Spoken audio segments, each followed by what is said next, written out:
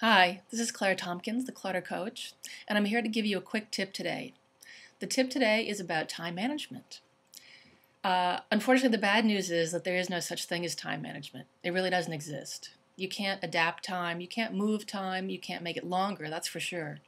What you can do, though, is manage yourself, your reactions to it, the way you use it. So when we talk about time management, really we're talking about self-management. So what is self-management exactly? Self-management, for one thing, it means taking responsibility for your own time. It means not blaming other people for using your time in a bad way.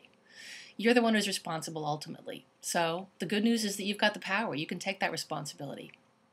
The next thing that's important is just to be aware of where your time goes. And this can be really difficult for some people.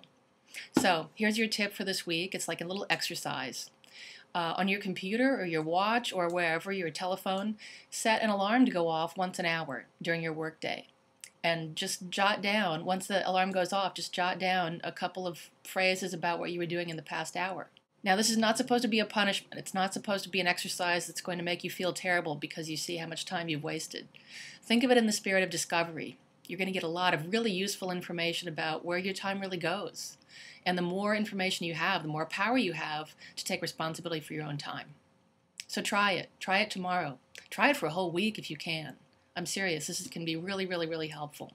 Because if you don't know where your time is going now, it's going to be really hard for you to find it and spend it on things that you want to spend it on. Thanks so much. Hope you've enjoyed this tip. I'm Claire, the Clutter Coach. Please come visit my blog and make a comment, ask me a question, or just read more tips.